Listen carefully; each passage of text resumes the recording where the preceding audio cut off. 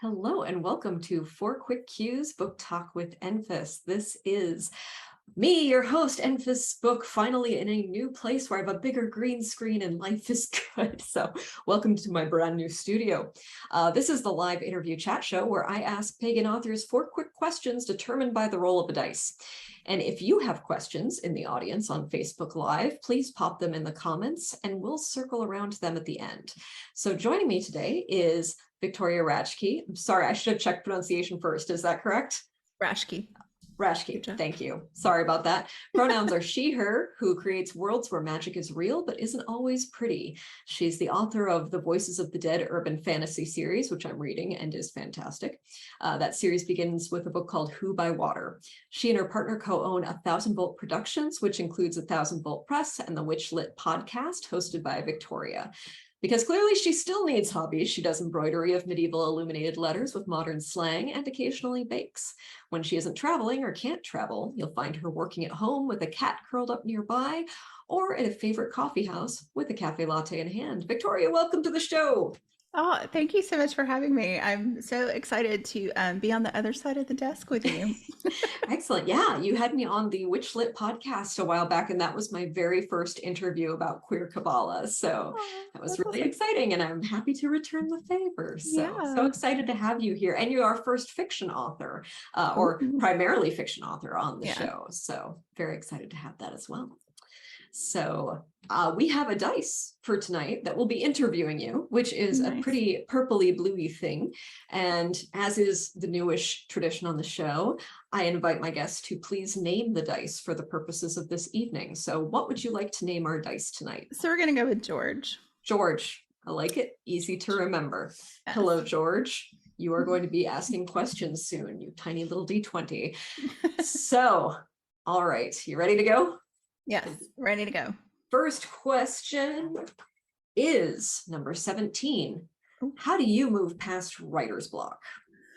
Oh, I would like, if this were like a Facebook question, I'd be following to get the answer probably. I have had some bouts of, I don't ever call it writer's block. I just call it fallow periods because I don't like the idea of writer's block because that seems more insurmountable than just like, I'm not writing right now. So I guess that's probably how I deal with it, is by just giving it a different name. Thankfully, I am not currently in one. So we're going to just keep our fingers crossed that continues. So I like to think of it as like, it's cooking, like it's simmering back there. It's not ready to be born yet. It's just kind of forming. And it's good to have that time, I think, too. Like, I like the idea of renaming it and saying, you don't have to be productive 1000% of the time. Sometimes and I always kind of know when it's like about to crest and end, because it's like then it doesn't leave me alone. Like I'll think of something in the shower or like right before I fall asleep at night, and it's like, okay, you need to get back to it because this is distracting. So awesome. That's always good to know when it's over, so we don't sink into the abyss completely. Yes. All right. Well done, question 1. Question number 2, the one right after, number 18.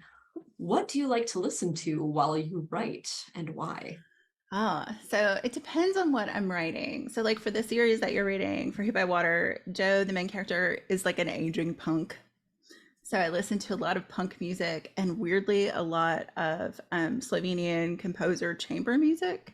Nice. So that it kind of was depending on the day, what was going on. I also have friends in Slovenia who sent me some like Slovenian contemporary folk music. So I listened to some of that too.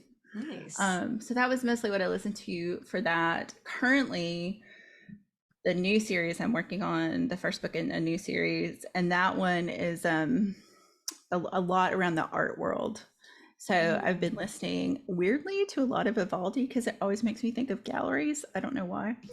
And a lot of 80s country, which I cannot explain. So like, like hardcore 80s Dolly Parton, Kenny Rogers, that kind of stuff, which just kind of reminds me of childhood, getting dressed in the morning to go to school, which is a weird thing, but that's what this book has wanted, and that's what I've been listening to. So that's amazing. I love how you just kind of go with it, like don't question it, just do what the book is demanding. This is what this one wants. So Can you share more about the new series, what it's like? Yeah.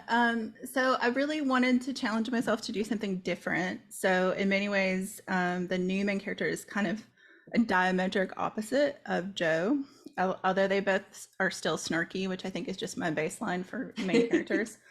I can relate. Yeah, but it's also witchy.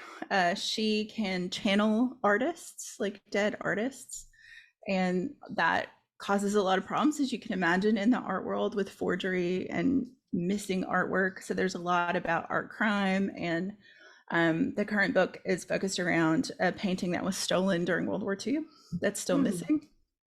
So it's kind of a different tack for me. And I have painters in my family, but I'm not a painter, so this book has required a whole lot of research. But it's been really fun to write. It's just been slow. It's taken me longer than any book to write. So is there any reason you think that is? Like, is it just the different source material, or? I think it's the source material, but I also think COVID and the pandemic had a lot to do with it. I hit a hard fallow period about a year in, and worked on some other real crispy. Yeah, I worked on a lot of other projects to kind of I started the podcast and just did some other stuff, and I was like, let's just open a creative vein that's different and see, what shakes out. So I think that's why. Yeah, fair enough. All right, so I should really call this like 6 quick cues, because I have so many follow-ups here. But moving on to question number 3, lucky number 13, actually flows perfectly from what you just said. How has the pandemic influenced your writing? Oh, so initially I thought I was going to get so much writing done, and I took another job just because I work as a contractor, and so I took another client that wound up being a lot more work than I had anticipated. But I was kind of loath to say no because things were so financially uncertain at the beginning of the pandemic. And my son and his partner and my bonus daughter were all living with us, and they had lost their jobs because they all worked in the restaurant world. So I was like, I'm going to take this client, which wound up eating my life pretty much. So that was part of it. And then the other part was we moved cross country. We lived in Tennessee and we moved to California in 2021. So just relocating and a giant move had a lot to do with that. So things shook out pretty good financially eventually, but the disruption of moving across country, I think, was a big part of why it slowed me down. Makes total sense. Yeah, absolutely. Well, cheers to that, and also solidarity with the whole moving thing, since I did not move cross country, but I just moved house recently, and yeah, it's a lot. It does eat your life for a while.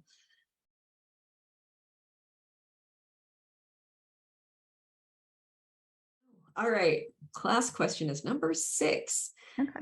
If you had a megaphone to broadcast a 1-sentence message about your subject matter, or the things, your passions that come out in your books, let's put it that way, to the whole world, what would that sentence be? Oh, I think that sentence would be to pay attention to your gut. And partly because the characters that I write about, they're always kind of reluctant heroes. And they don't want to be participating in these big, exciting adventures. But then they kind of have to go, no, I'm being called to this adventure. But, whatever your heroine's journey is, sometimes you just have to pay attention to your gut. Very, very true. Yeah. Also, somehow my lighting looks like it changed since I dropped out. It's now orangey for me, and I'm not sure why that is. The lighting has not changed. Zoom is fun. Zoom is fun. Zoom is an adventure. Yes. Always. Okay, well, thank you for answering the 4 questions. I'm going to take a minute to see if there are any audience questions to answer. While I do that and post your links in the chat, if you would take a moment and tell us about what you're most excited about that you'd love people to know about. So great. Well, take the floor. Oh, thank you. The most, I guess the quickest coming up thing is I have a story coming out in an anthology that is kind of a early Christmas present. It'll come out in October, and it is all kind of romance stories involving cryptids. So Joe, our main character from the first series, encounters a mythical creature of the Slovenian Alps, we'll put it that way. And then the ongoing thing is the WitchLit podcast, which is available anywhere you can listen to podcasts. I interview fiction and nonfiction witchy authors or magical using authors and some science people who write about magic. And that hopefully this new book will come out in spring next year. And the last thing is Thousand Volt Press has 2 books coming up in 2023. We're publishing a book from Corey Thomas Hutchison and Lane, who do the New World Witchery podcast. And we're publishing a book with Yvonne A. Burrow, Oh, who amazing. has also been on your show. So Yeah. those 2 books will come out probably, I know Corey and Lane's book will come out early 2023, and Yvonne's will probably come out mid, I'm guessing. So we got lots coming up. Awesome. Congrats on all of that. So I just dropped the information. We don't have any questions from the audience. So just wanted to say thank you so much for being on the show. I've been looking forward to this for a while, so I'm really glad it worked out. I also want to tell folks about our upcoming guests on the show, because I'm excited for some additional folks coming out of my 1 month hiatus of, well, almost 1 month hiatus of August. So September 12th, we are going to have Laura Tempest Zakroff on the show. September 26th, we're going to have Teresa Reed. October 19th, we're going to have Mortellus, and that one will be an hour earlier than usual. We'll start at 7 p.m. Eastern instead of 8 p.m. Eastern. And then on November 2nd, we have Ariana Serpentine, who's going to be on the show and has a book coming out that month about sacred gender, which I'm really excited about. So for everyone who's been watching, thank you so much for joining us. Victoria, thank you so much for being on the show. George, thank you so much for excellent questions tonight. And I hope everyone has an excellent day. Thank you.